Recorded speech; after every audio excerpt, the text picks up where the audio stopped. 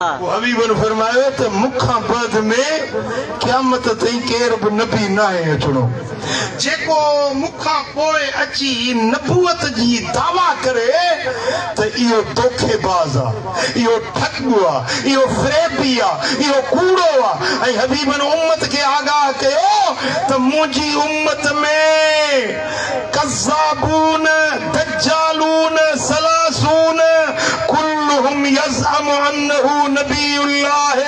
30 कूड़ा पैदा थींदा, 30 दज्जाल पैदा थींदा, 30 धोखेबाज़ पैदा थींदा।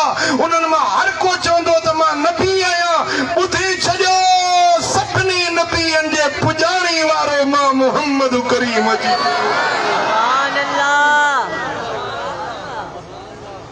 सरकार जेको फरमायो सो त थींदो। अहिड़ा 30 ठग पैदा थींदा। अहिड़ो हिकिड़ो ठग हिन खिते में बि पैदा थियो जंहिंजो नालो हो मिर्ज़ा ग़ुलाम कादियानी। उन बि सॾायो त मां नबी आहियां, मां पैगंबर आहियां। हे जेको क़ुरान में तारीफ़ लिखियल आहे या मुंहिंजे बारे में तारीफ़ आहे मिठा, उन जा पैरोकार थी पिया। शैतान जे पोयां घणा माण्हू आहिनि कोन्हनि? को हिते डुगडुगी वॼाए न, दबली वेही वॼाए त 50-100 माण्हू गॾु थी वेंदा, फिरी वेंदा। त छा थो चवे?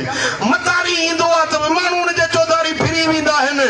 इहो मतारी आयो ग़ुलाम कादियानी, उन ऐलान कयो त मां नबी आहियां। खोड़ सारा माण्हू उन जे पुठियां फिरी पिया, उन जा पैरोकार थी विया। पर जेके मुस्तफ़ा जा आशिक हुया न, उन्हनि चयो त इन मतारी खे थुक बि न हणंदासीं।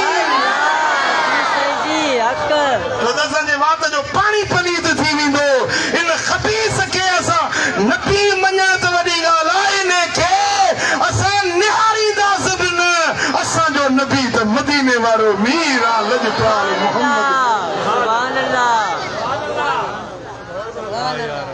बेटा। पोइ हिते उन्हनि पंहिंजो ॼार पखेड़ियो।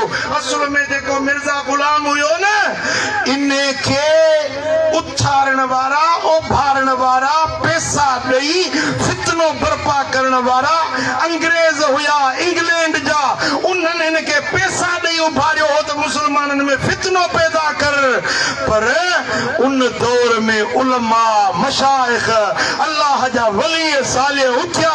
उन्हनि हिन जे मकरनि ऐं चकरनि खे समझो त ही एजेंट आहे काफ़रनि जो।